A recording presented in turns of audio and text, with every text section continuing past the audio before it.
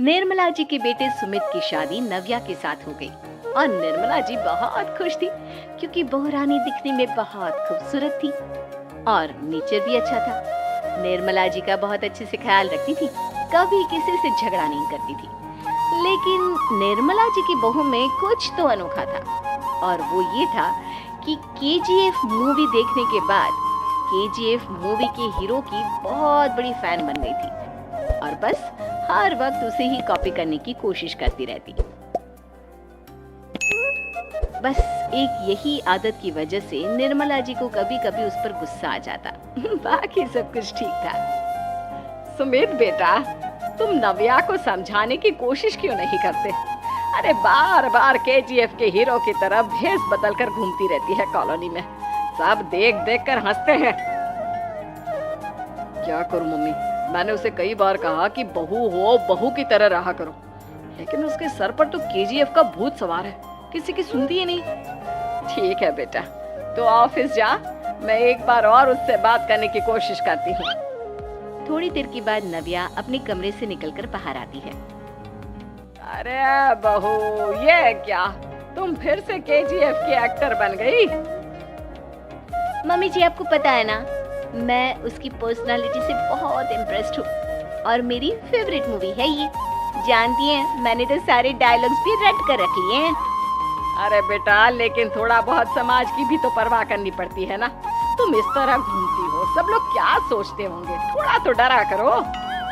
Mummy जी, डर होना चाहिए और दिल में होना चाहिए, वो अपन के नहीं, सामने वाले के दिल में होना चाहिए। अरे तुम फिर से केजीएफ के डायलॉग मारने लगी। अरे पता नहीं कब समझोगी। डोंट वरी मम्मी जी, मैं अभी आपके लिए गर्मा गर्म कॉफी बनाकर लाती हूँ, उसके बाद आपकी सारी टेंशन रफू चक्कर हो जाएगी। कुछ दिनों के बाद। नव्या, नव्या कहाँ हो तुम? मैं यहाँ हूँ। अरे क्यों इस तरह केजीएफ का हीरो बनकर घूम रही हो? कभी तो मेरी बीवी बनकर रह लिया करो। छोड़ो ना सुमित। अच्छा बताओ, मुझे आवाज किस लिए दे रहे थे? क्या बताऊं यार, मेरे बॉस ने मुझे इतना काम दे दिया ना, पूरी तरह से परेशान हो गया। ऐसा लगता है ऑफिस नहीं, युद्ध पर जाता हूँ। अरे बेटा, परेशान क्यों होता है? ला, मैं तेरा सर दबा देती हूँ, दुखी मत हो, काम तो सबको करना ही पड़ता है। लेकिन मम्मी, ऑफिस में आजकल बहुत काम रहता है, थक जाता हूँ मैं। जानता है बेटा, जब तू छोटा था ना, तो मैं ऑफिस और तुझे संभालने का सारा काम करती थी, तब मुझे भी ऐसा ही लगता था।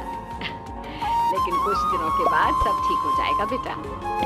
सही कह रही है मम्मी जी, तुम अपने आप को ऑफिस में काम करने की वजह से योद्धा समझते हो, लेकिन जानते हो, इस दुनिया में सबसे बड़ा योद्धा एक माँ होती है। अरे ये डायलॉग तो मैंने कहीं सुना है। जरूर सुना होगा, केजीएफ फिल्म का डायलॉग, भला किसने सुना नहीं होगा? हे भगवान, कोई मेरी बीवी के सर से केजीएफ का भूत उतार दे। कुछ दिनों के बाद। नव्या, सुमित ऑफिस चला गया, एक काम करते हैं, हम दोनों मार्केट चलते हैं, मुझे कुछ शॉपिंग करनी थी। ठीक है मम्मी जी, मैं अभी तैयार होकर आती हूँ। थोड़ी देर बाद नव्या फिर से केजीएफ फिल्म के हीरो की तरह गेटअप रखकर आ जाती है। अरे तुम फिर से ये बन गई। चलिए ना मम्मी जी, आप जानती है ना, मुझे ऐसे रहना बहुत पसंद है। प्लीज प्लीज प्लीज मम्मी जी। अच्छा ठीक है, चलो। मार्केट में निर्मला जी को उनकी एक सहेली मिलती है। अरे निर्मला, ये तुम किसे साथ में लेकर घूम रही हो? लगता है फिल्म का हीरो निकलकर तुम्हारे साथ आ गया है। मेरी बहन, क्या बताऊं, ये फिल्म का हीरो नहीं है। अच्छा, ये तुम्हारा बेटा होगा, बहुत दिनों से देखा नहीं ना, इसलिए पहचान नहीं पाई मैं।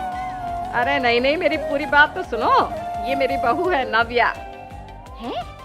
लेकिन दिखने में तो ये बिल्कुल केजीएफ के एक्टर की तरह नजर आ रही है।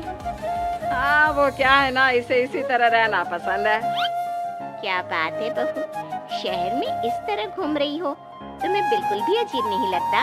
लोग तुम्हारे बारे में क्या कहेंगे? आंटी जी, जो शहर में रहने आता है ना, वो उसके बारे में सीखता है, और जो राज करने आता है ना, वो शहर को अपने बारे में सिखाता है। और मैं इस शहर को अपने बारे में सिखा रही हूँ। अरे ऐसा ही कुछ तो केजीएफ पिक्चर के हीरो ने भी बोला था ना अपनी फिल्म में। ये हुई ना बात, सही पहचाना आपने। केजीएफ फिल्म के हीरो का ही डायलॉग है ये। निर्मला जी और नव्या को मार्केट में शॉपिंग करते करते शाम हो जाती है और शाम को घर लौटते वक्त एक सुनसान सड़क पर अचानक से एक चोर उनके सामने आकर खड़ा हो जाता है। चुपचाप अपना सारा रुपया माल पैसा मुझे दे दो। क्यों दे दे पैसे? तुमने दिए क्या सामान खरीदने के लिए? ओए चुप कर। और इस तरह बहुरुपया बनकर क्यों घूम रहा है? अरे घूम रहा नहीं, घूम रही है, बहू है ये मेरी। लेकिन देखने में तो तुम्हारा बेटा जैसा लगता है। वैसे कुछ भी कहो, बेटा है बड़ा हैंडसम। अरे चुप कर, कहा ना बेटा नहीं बहू है मेरी, बहू है। अच्छा ठीक है, तो ऐसे कहता हूँ, तुम्हारी बहू बहुत हैंडसम है। ओए मिस्टर चोर, ज्यादा बातें बनाने की जरूरत नहीं है। चुपचाप यहाँ से निकलो, तुम्हें कुछ नहीं मिलने वाला। ऐसी बात है? एक मिनट रुको, ये देखो मेरे हाथ में गन है ना, गन। तुम दोनों का भेजा उड़ा दूंगा। नव्या लपक कर वो गन चोर से छीन लेती है। ट्रिगर पे उंगली रखने वाला हर कोई शूटर नहीं होता, और उनकी औकात उनको चाहने वालों के अलावा और कोई समझ नहीं सकता। क्या बोले रे? ये लाइन तो मैंने कहीं सुना है। अरे सुना होगा, जरूर सुना होगा, क्योंकि केजीएफ फिल्म तो सबने देखी है ना। मेरी बहू तो दिन में 4-4 बार देखती है, उसी का डायलॉग है ये। अरे वाह आंटी जी, बहुत कमाल की है आपकी बहू। चलता फिरता केजीएफ का एक्टर ही लगती है। एक काम करो, अब तुम यहाँ से चलते फिरते बनो, वरना तुम्हारी ये जो नकली गन है ना, इसी से नकली गोली चलाकर तुम्हारा नकली भेजा उड़ा दूंगी। चोर डर के मारे वहाँ से भाग जाता है। कुछ दिनों के बाद एक दिन सुमित नव्या से कहता है, नव्या, मेरे कुछ दोस्तों ने शहर के बाहर जो बड़ा सा गार्डन है ना, वहाँ पर गेट टुगेदर का प्लान बनाया है। तुम भी सही वक्त पर रेडी हो जाना, हम भी चलेंगे। रेडी होने में तो मैं माहिर हूँ, और आप तो जानती ही है ना मैं कैसे रेडी होती हूँ।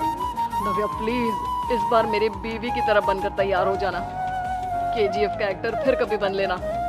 नहीं सुमित, मैं तुम्हारे दोस्तों से पहली बार मिल रही हूँ। मैं अपना असली हुनर तो दिखाऊंगी ना उन्हें, ताकि उन्हें भी पता चले कि तुम्हारी बीवी बीवी नहीं बल्कि एक बहुत फेमस फिल्म का स्टार है, स्टार।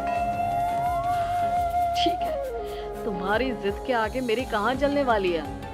और फिर सुमित अपनी बीवी को लेकर अपने दोस्तों के पास पहुंचता है। ये है मेरी पत्नी नव्या। अरे मुझे तो लगा ये तुम्हारा कोई नया दोस्त है। हाँ, मैं भी बहुत देर से सोच रहा था कि सुमित का नया दोस्त तो बड़ा हैंडसम है। आप लोगों को गलत फहमी हुई है, मैं इनका दोस्त नहीं बल्कि इनकी बीवी हूँ। अगर आप बीवी हैं तो बीवी की तरह क्यों नहीं रहती? आपको देखकर तो ऐसा लगता है जैसे सुमित अपनी किसी कॉलेज की फ्रेंड को लेकर घूम रहा है। क्या बताऊं यार, तुम लोग ही समझाने की कोशिश करो, मेरी तो कोई बात नहीं सुनती। अरे भाभी जी, ये तो बहुत बुरी बात है, रियली वेरी बैड। हमारे दोस्त को तो बीवी के साथ रहने की फीलिंग ही नहीं आती होगी। If you think I am bad, I am your dad. अरे भाभी जी, क्या कमाल का डायलॉग मारा है, मजा आ गया। आप तो एक्टिंग भी बहुत अच्छी करती हैं। हाँ, लेकिन बस एक ही इंसान की एक्टिंग करती है मेरी बीवी, केजीएफ के हीरो की, और उसी की तरह रूप बदल बदल कर घूमती रहती है। यार सुमित, तेरे तो मजे हैं, चलता फिरता सिनेमा हॉल तेरे संग चलता है। बेटा, मेरे कितने मजे हैं और कितने नहीं ये तो मुझे ही मालूम है। ऐसा क्यों कह रहा है यार, सारा दिन डायलॉग सुनने को मिलते हैं, और बीवी एक हैंडसम दोस्त की तरह नजर आती है, और क्या चाहिए। क्या बताऊं भाई, कई बार रात को सोते वक्त जेब में नकली गन रखकर सोती है, और फिर झटके से मेरे सर पर गन तान के केजीएफ के डायलॉग मारती है। उस वक्त मेरी क्या हालत होती होगी, ये तो मैं ही समझ सकता हूँ ना। सुमित की बात सुनकर उसके सारे दोस्त जोर जोर से हंसने लगते हैं। 3 बहुओं के रवैये से सासू माँ बहुत परेशान थी। दरअसल बात ये थी कि तीनों बहुओं में किसी बात को लेकर अनबन हो गई थी। तब से ही तीनों एक दूसरे से मुंह फुलाए रहती थी। ना कोई सीधे मुंह किसी से बात करती, ना किसी का कहना मानती। पड़ोसी भी इस बात को जानते थे और जाने कैसे कैसे बातें भी करते। इसीलिए सासू माँ ने तीनों बहुओं को तुरंत अपने कमरे में बुलाया। मैं कई दिनों से देख रही हूँ, तुम तीनों अलग अलग सारे काम कर रही हो। ये सब नहीं चलेगा, तीनों को मिलकर ही काम करना पड़ेगा। सास की बात सुनकर एकदम से बड़ी बहू बोल उठती है। नहीं मम्मी जी, मैं इन दोनों के साथ कुछ नहीं कर सकती। मैं इस घर की बड़ी बहू हूँ, फिर भी ये मेरा कहना बिल्कुल भी नहीं मानती। अरे जेठानी जी, जानबूझकर मुझे डबल काम करवाती है आप, और छोटी मुझसे टेढ़े मुंह ही बात करती है। इन दोनों के बीच हमेशा सैंडविच बन जाती है मेरी, और मैं हमेशा आलू की तरह बीच में मसली जाती हूँ। मम्मी जी, इन दोनों को लगता है कि मैं छोटी हूँ तो इनके पैरों तले दब जाऊंगी, लेकिन नहीं, मेरा भी उतना ही अधिकार है जितना इन दोनों का है। बड़ी आई दोनों मेरी चुगली करने के लिए, मुझे क्या कम समझ रखा है। तीनों बहू एक दूसरे से बहस करने लगती है और सास दोबारा ये देखकर टेंशन में आ जाती है और सबसे कहती है, चुप हो जाओ, अब से तुम तीनों सारे काम एक साथ करोगी, आंख बंद करके एक दूसरे की बात सुनोगी। तुम तीनों इस बात को गांठ बांध लो, वरना अगली छुट्टियों में तुम्हारा अपना मायके जाना कैंसिल। सास की बातें सुनकर डर के मारे तीनों हामी भर देती हैं। जी मम्मी जी, मैं समझ गई। हाँ मम्मी जी, जैसा आप कहें, आप जो कहेंगी मैं वही करूंगी। तीनों बहू सास की बात को गांठ बांध लेती है और वादा करती है कि अब से सारे काम वो तीनों एक साथ मिलकर ही करेंगी। ये सब देखकर सास खुश हो जाती है और वहाँ से चली जाती है। नीचे जाकर वो देखती है कि घर में शर्मा जी आए हुए होते हैं। सास जोर से आवाज लगाकर कहती है, अरे बहू, जरा चाय बनाकर तो लाना, शर्मा जी आए हैं। सास की बात सुनकर तीनों बहू तुरंत किचन की ओर भागती है और चाय बनाना शुरू कर देती है। मुझे तो एकदम मसाले वाली कड़क चाय पसंद है, तो हम शर्मा जी के लिए मसाले वाली चाय ही बनाएंगे। अरे नहीं दीदी, गर्मी के मौसम में मसाला चाय कौन पीता है? मैं तो शर्मा जी के लिए इलायची वाली चाय ही बनाऊंगी। ये कैसी बात कर रही हैं आप दोनों? मेरी मम्मी ने सिखाया है कि मेहमान को ज्यादा दूध और शक्कर वाली चाय देनी चाहिए, वरना वो घर वालों को कंजूस समझते हैं। तो मैं तो शर्मा जी को ऐसी ही चाय दूंगी। तीनों बहुएं अपने अपने तरीके से चाय में शक्कर, मसाला, पत्ती सब डाल देती है। उबलने के बाद तीनों मिलकर चाय बाहर लेकर जाती है और शर्मा जी और सासू माँ को देती हैं। चाय पीने के बाद शर्मा जी सासू माँ को देखकर शर्मा जाते हैं और शर्मिंदा महसूस करते हैं कि आखिर उन्होंने चाय पीने के लिए हामी क्यों भरी। सासू माँ भी चाय पीना शुरू करती है और कहती हैं, अरे बहू, ये कैसी चाय बनाई है? चाय है या मीठे दूध की बासुंदी? हाँ, चाय अच्छी नहीं लगी क्या? कोई बात नहीं, हम पराठा बनाकर लाते हैं। चलो चलो अंदर। हाँ हाँ चलो। हाँ आती हूँ मैं भी। नहीं नहीं, मेरा पेट चाय ने ही चौपट कर दिया, वही काफी है। पराठे से पोपट नहीं करवाना, मैं तो चलता हूँ। शर्मा जी चुपचाप पतली गली से निकल जाते हैं। अगले दिन सास बहुओं से कहती है, अरे बहू, जाओ जाके ऊपर के गेस्ट हाउस की सफाई कर दो।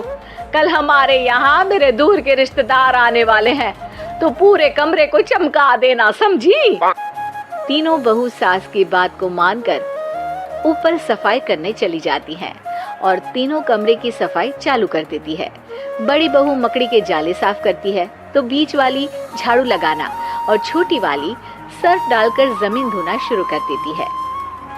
अरे दीदी, जेठानी जी, अभी मैंने पूरी फर्श धोई और आप फिर से धूल नीचे गिरा रही हैं। और मछली जेठानी जी, आप बिना झाड़ू की धूल यहाँ छटक रही हैं। अरे तीनों को साफ करना है, एक साथ सफाई करते हैं ना। अरे वही तो, हम साथ साथ हैं, घर साफ साफ है। तीनों बहू ऐसे ही काम में उलझ जाती है और 2 घंटे तक एक ही कमरे की सफाई करती रहती है।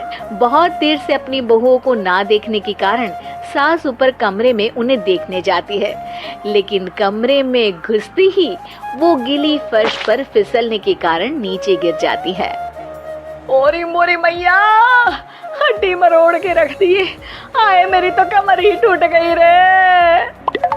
तीनों बहुएं सास को उठाती हैं और बिस्तर पर सुला देती है।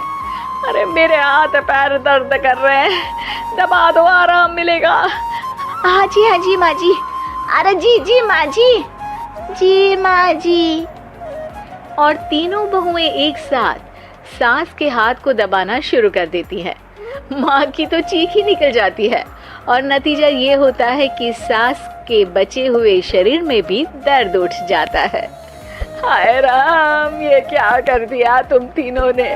अरे मेरी तो किस्मत ही फूटी है कि तुम जैसी बहुएं मुझे मिली। हे भगवान, पूरे शरीर में दर्द बढ़ गया है। अब तो पता नहीं कि चल भी पाऊंगी या नहीं।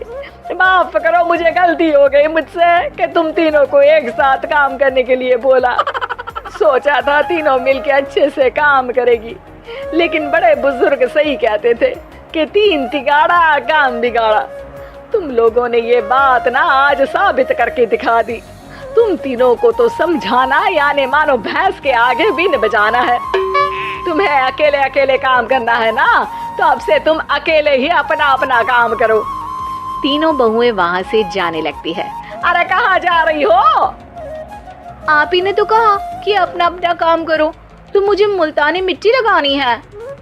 अरे मुझे भी तो नेल पॉलिश लगानी है। मुझे ना मेहंदी लगानी है। सास अपना सर पीट लेती है और कहती है, अरे मुझे भी लगाना है कुछ। क्या माँ जी? क्या माँ जी? क्या माँ जी? तुम्हारे घर वालों को फोन तुम्हारी हरकतें बताने के लिए। एक शाम प्राची टीवी पर सीरियल देख रही होती है, तभी उसकी सास वहाँ आती है। अरे सीरियल में तो ऐसे मग्न है जैसे आज रात का खाना पड़ोसी आकर बनाएंगे। मुझे पता ही नहीं था आपने अपने बेटे की शादी पड़ोस में भी की हुई है। हैं? मतलब? मतलब इस घर में सारा काम बहू ही करती है, आप तो सिर्फ खर्राटे मारती हैं। अच्छा जी, फिलहाल तो तुम आराम फरमा रही हो। चलो जाओ, ये मेरे टीवी देखने का समय है। आहा, इसीलिए मुझे भगाया जा रहा है। सॉरी, अब तो बिल्कुल नहीं जाऊंगी। प्राची की इस बात पर दोनों सास बहू के बीच टीवी रिमोट के पीछे बच्चों जैसे छीना झपटी शुरू हो जाती है, जिसके बीच श्लोक भी काम से घर वापस आ जाता है। आज मेरी चूहे बिल्ली की जोड़ी किस बात पर झगड़ रही है? अरे तेरे बीवी मुझे टीवी ही नहीं देखने दे रही। अरे तुम्हारी मम्मी मुझे खाना बनाने के लिए फोर्स कर रही है। अरे वाह, ऐसे बेतुके रीजन पर तो बच्चे भी झगड़ा नहीं करते। अरे मुझे कुछ मत बोल, सब इसने ही शुरू किया है। हाँ, जैसे आप तो बहुत दूध की धूली है ना। अरे बस, दोनों चुप। प्राची जाओ, खाने की तैयारी करो। और माँ तो छोड़ो, तुम्हें क्या बोलूं, शांति से अपना सीरियल देखो। मुझे दोबारा लड़ने की आवाज सुनाई नहीं देनी चाहिए। ऐसा बोलकर श्लोक वहाँ से चला जाता है, जिसके पीछे पीछे प्राची भी कुछ न कुछ बड़बड़ाते हुए रसोई में चली जाती है।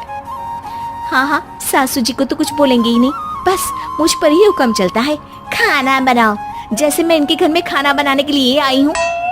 इसी तरह शाम बीतती है और रात को श्लोक और प्राची की सास खाना खाकर सोने चले जाते हैं, लेकिन प्राची गुस्से में कुछ खाए बिना काम में ही लगी रहती है।